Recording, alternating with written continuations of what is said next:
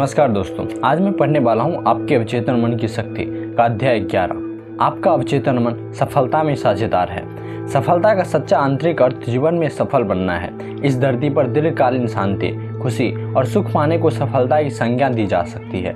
इसका अनुभव ही वो अनंत जीवन है जिसके बारे में ईसा मसीह ने कहा है। जीवन की सच्ची चीजें जैसे शांति, सद्भाव, अखंडता, सुरक्षा और खुशी अमूर्त है। वे इंसान के गहरे स्वरूप से उत्पन्न होती हैं। इन गुणों पर मनन करने से स्वर्ग के ये खजाने हमारे अवचेतन में उतर आते हैं। यही वह सच्ची जगह है जहाँ घुन और जंग कमजोर नहीं करती और जहाँ चोर धावा बोलकर चुराते नहीं हैं। सफलता की 3 पायदानें। सफलता की अति महत्वपूर्ण पहली पायदान उस काम का पता लगाना और करना है जिससे आप प्रेम करते हैं। जब तक आप अपने काम से प्रेम करते हैं तब तक संभवतः आप उसमें खुद को सफल नहीं मानेंगे। भले ही दुनिया आपको बहुत सफल कहती रहे, काम से प्रेम होने पर आपके मन में उसे करने की गहरी इच्छा होती है। अगर कोई युवती मनोचिकित्सक बनने की इच्छा रखती हो तो डिप्लोमा लेकर उसे दीवार पर टांग लेना ही काफ़ी नहीं है। वह उस क्षेत्र में आगे काम करना चाहेंगी, सम्मेलन में भाग लेगी और मस्तिष्क तथा उसकी कार्यविधि का अध्ययन करती रहेगी। वह दूसरे क्लिनिकों में जाएगी और नवीनतम वैज्ञानिक जर्नल पढ़ेगी। दूसरे शब्दों में वह इंसानी कष्ट को कम करने के नवीनतम तरीकों के बारे में ज्ञान हासिल करती रहेगी, क्योंकि वो अपने रोगियों के हितों को सर्वोच्च प्राथमिकता देती है। लेकिन हो सकता है ये शब्द पढ़कर आप ये सोचने लगे, मैं पहला कदम नहीं उठा सकता क्योंकि मैं यही नहीं जानता कि मैं क्या करना चाहता हूँ। मुझे यह पता ही नहीं है कि मैं किस काम से प्रेम करता हूँ। मैं कोई क्षेत्र कैसे चुन सकता हूँ जिससे मैं प्रेम करूँ। अगर आपकी स्थिति यह है तो मार्गदर्शन के लिए इस समय प्रार्थना करें। मेरे अवचेतन मन की असीमित बुद्धिमत्ता जीवन में मेरी सच्ची जगह मेरे सामने प्रकट कर रही है। इस प्रार्थना को धीरे धीरे सकारात्मक तरीके से और प्रेम से अपने अवचेतन मन के सामने दोहराएं। जब आप आस्था और विश्वास से जुटे रहेंगे तो आपको भावना, संकेत या किसी निश्चित दिशा में प्रवृत्ति के रूप में जवाब मिलेगी। यह स्पष्टता और शांति से तथा आंतरिक मौन जागरूकता से आपके सामने प्रकट हो जाएगा। सफलता की दूसरी पायदान काम की किसी विशिष्ट शाखा में विशेषज्ञता हासिल करना और उसमें उत्कृष्ट बनने की इच्छा रखना है। मान लें कोई विद्यार्थी केमिस्ट्री के क्षेत्र को पेशे के रूप में चुनता है। उसे इस क्षेत्र की किसी एक शाखा पर अपना ध्यान केंद्रित करना चाहिए और अपना सारा समय तथा ध्यान उसी चुने हुए क्षेत्र पर केंद्रित करना चाहिए ताकि वह उसका विशेषज्ञ बन जाए। उसके उत्साह के कारण वह अपने क्षेत्रों में ज़्यादा से ज़्यादा जानकारी हासिल करना चाहेगा। अगर संभव हो तो वह बाकी सबसे ज़्यादा जानने की कोशिश करेगा।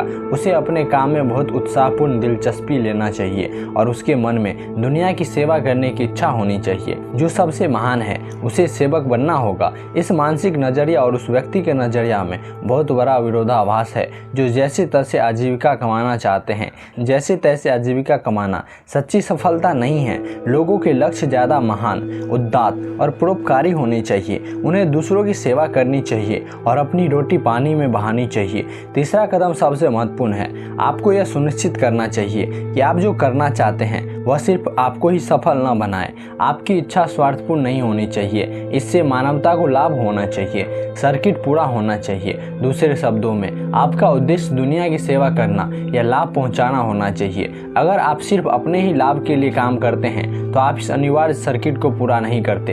हो सकता है आप सफल नजर आए, लेकिन आपने अपने जीवन में जो शॉर्ट सर्किट किया है वो आगे चलकर सीमा या बीमार की ओर ले जा सकता है। सच्ची सफलता का पैमाना। हो सकता है इस मोड़ पर आप सोच रहे हो, उस आदमी के बारे में क्या जिसके बारे में मैंने टीवी पर अभी खबर देखी है।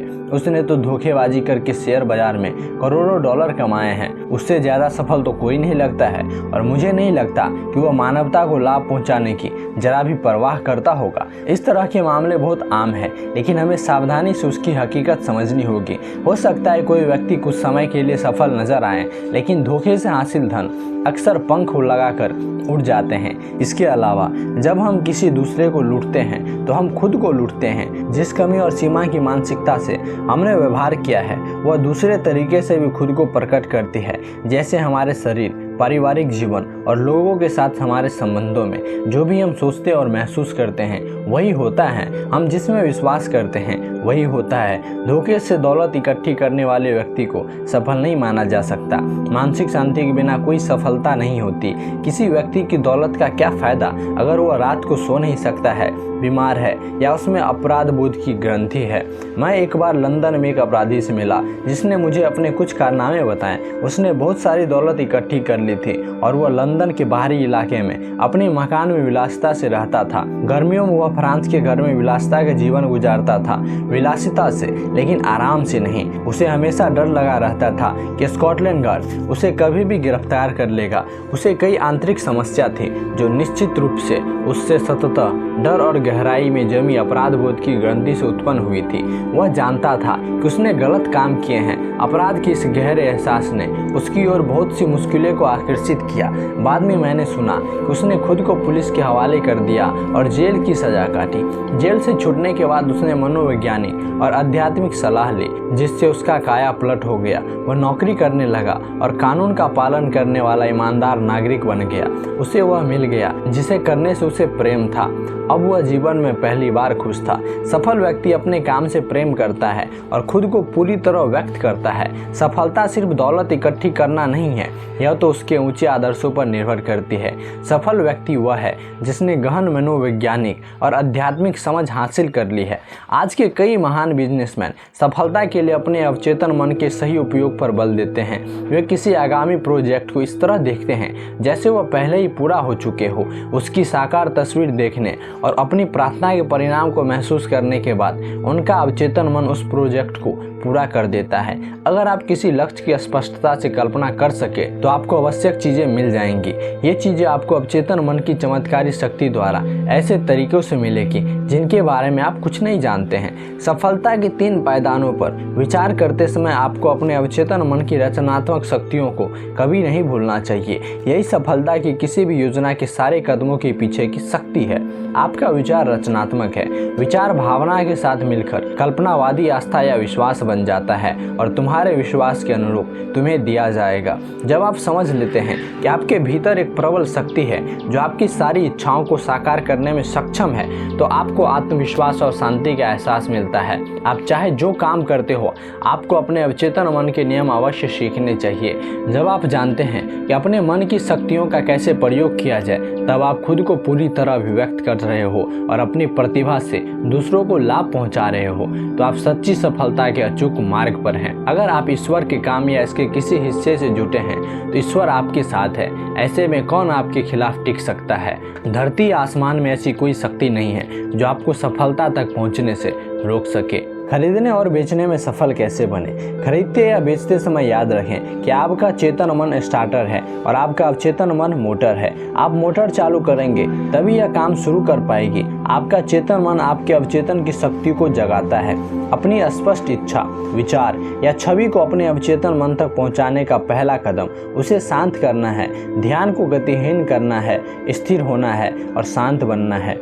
स्थिर, निष्क्रिय और शांत मानसिक नजरिया बाहरी मामलों तथा गलत विचारों को अवचेतन मन तक पहुंचाने और लक्ष्य में हस्तक्षेप करने से रोकता है। यही नहीं, मस्तिष्क के शांत, निष्क्रिय और ग्रहणशील नजरिए में न्यूनतम प्रयास की जरूरत होती है। दूसरा कदम मनचाहे परिणाम की वास्तविकता की कल्पना करना है। उदाहरण के लिए हो सकता है कि आप कोई मकान खरीदना चाहते हो। अपनी स्थिर मानसिक अवस्था में आप इस तरह घोषणा कर सकते हैं, मेरे अवचेतन मन की असीम बुद्धिमत्ता परम बुद्धिमान है। यह मुझे अपनी सारी जरूरतों को पूरा करने वाला आदर्श मकान बनाती है जिसे मैं खरीद सकता हूँ। मैं अब इस आग्रह को अपने अवचेतन मन को सौंप रहा हूँ। मैं जानता हूँ कि यह मेरे आग्रह की प्रकृति के अनुरूप प्रतिक्रिया करेगा। मैं इस आग्रह को पूर्ण आस्था और विश्वास के साथ उसी तरह मुक्त कर रहा हूँ जिस तरह किसान जमीन में बीज बोता है। विकास के नियमों में अंदरूनी विश्वास के साथ आपकी प्रार्थना का जवाब अखबार के किसी विज्ञापन या दोस्त से मिल सकता है, या हो सकता है कि आपको किसी खास मकान की तरफ सीधे मार्गदर्शन दिया जाए जो ठीक वैसा ही हो जैसा आप चाहते हो। प्रार्थना का जवाब कई तरीकों से मिल सकता है। मुख्य बात यह है कि जवाब हमेशा मिलता है बशर्ते आपको अपने अवचेतन मन के काम करने पर पूरा विश्वास हो। मान लें खरीदने के बजाय आप कोई मकान, जमीन या जायदाद बेचना चाहते हो।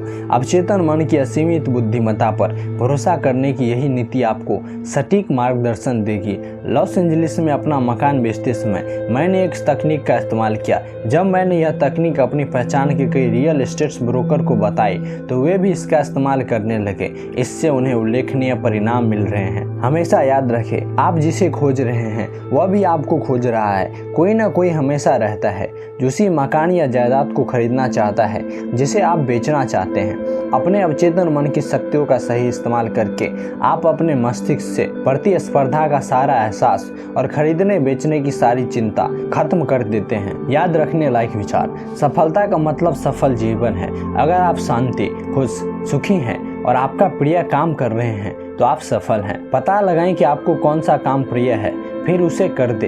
अगर आप अपनी सच्ची अभिरुचि नहीं जानते तो मार्गदर्शन के लिए प्रार्थना करें और यह आपको मिल जाएगा। आपके खास क्षेत्र में विशेषज्ञ बने और इसके बारे में किसी अन्य व्यक्ति से ज़्यादा जानने की कोशिश करें। सफल व्यक्ति स्वार्थी नहीं होते हैं। जीवन में उसकी प्रमुख इच्छा मानवता की सेवा है। मानसिक शांति के बिना कोई सच्ची सफलता नहीं मिलती है। सफल व्यक्ति के पास गहन मनोवैज्ञानिक और आध्यात्मिक समझ होती है। अगर आप किसी उद्देश्य की स्पष्टता से कल्पना करते हैं तो अवचेतन मन की चमत्कारी शक्ति आपको सारी आवश्यक वस्तु प्रदान कर देगी। आपका विचार भावना के साथ जुड़कर कल्पनावादी विश्वास बन जाता है और आपके विश्वास के अनुसार आपको मिलता है। लगातार कल्पना करने से आपके अवचेतन मन की चमत्कारी शक्ति प्रेरित होती है। अगर आप नौकरी में प्रमोशन चाहते हैं तो कल्पना करें कि आपका मालिक, सुपरवाइजर या कोई प्रियजन प्रमोशन पर आपको बधाई दे रहा है। इस तस्वीर को स्पष्ट और वास्तविक बनाएं। आवाज सुने, मुद्राएं देखें और इसकी वास्तविकता को महसूस करें। ऐसा करते रहें। बार बार दोहराने से आपकी मनोकामना सुखद रूप से पूरी हो जाएगी। आपका अवचेतन मन यादों का भंडार है। आदर्श याददाश्त के लिए बार बार सकारात्मक घोषणा करें। मेरे अवचेतन मन की असीमित बुद्धिमत्ता मुझे वह हर चीज याद दिलाती है जो मैं कभी भी कहीं भी जानना चाहता हूँ। अगर आप मकान या जायदाद बेचना चाहते हैं तो धीरे धीरे शांति से, भावना से या सकारात्मक घोषणा करें। असीमित बुद्धिमत्ता इस मकान या जायदाद के खरीदार को मेरी ओर आकर्षित कर रही है जो उसे चाहता है और उसे समृद्ध होता है। इस जागरूकता को कायम रखें और अपने अवचेतन मन का अधिक गहरा प्रभाव इसे साकार कर देगा। सफलता के विचार में सफलता के सभी तत्व शामिल है। सफलता शब्द बार बार आस्था और विश्वास के साथ दोहराएंगे तो अवचेतन मन आप पर सफल होने के लिए दबाव डालेगा। धन्यवाद।